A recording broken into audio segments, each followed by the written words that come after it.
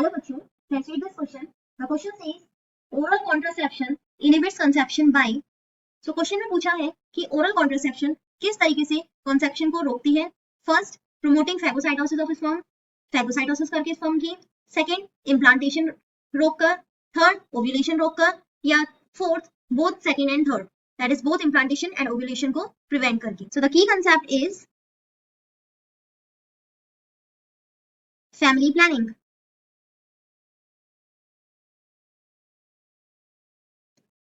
So family planning को population control भी कहते हैं, बिकॉज डे बाय डे क्या हो रहा है, ओवर पॉपुलेशन हो रही है, पॉपुलेशन बढ़ती जा रही है, जिसकी वजह से जो अवेलेबल रिसोर्सेज हैं वो कम होती जा रही है, क्योंकि पॉपुलेशन बढ़ेगी तो सभी लोगों को जितनी भी रिसोर्सेज हैं वो पूरी तरीके से नहीं मिल पाती. तो पॉपुलेशन क्या होती है, group of individuals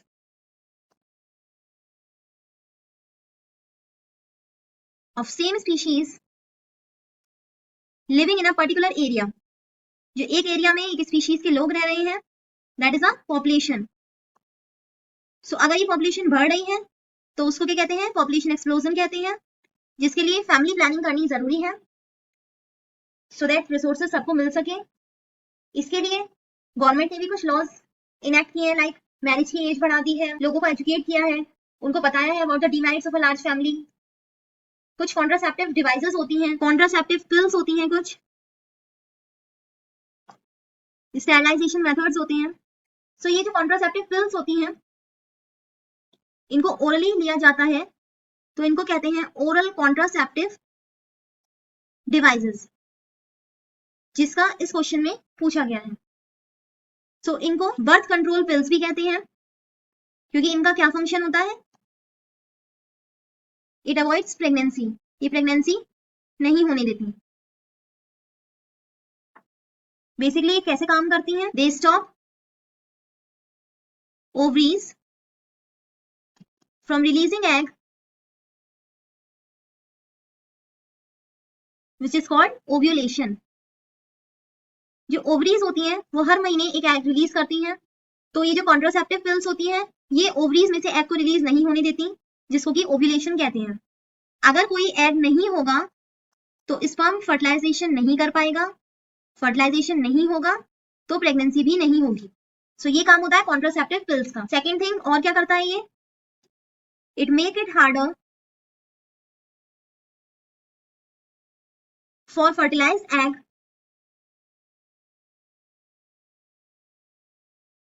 to attach to uterus. If however अगर फर्टिलाइजेशन हो गया है ओवम एंड स्पर्म का, तो ये क्या करेगा, उस फर्टिलाइज्ड एग को यूट्रस में इम्प्लांट नहीं होने देगा, इम्प्लांटेशन ये रोक देगा. इट मीन्स ये प्रेगनेंसी कॉज नहीं होने देगा. सो ये ओव्यूलेशन भी रोकता है एंड इम्प्लांटेशन भी रोक. ऑप्शन फर्स्ट में कहा है फैगोसाइटोसिस ऑफ स्पर्म. फैगोसाइटोसिस क्या होता है, जब अपने ही इम्यून सेल्स, बेसिकली कौन से, मैक्रोफेजेस जो होते हैं,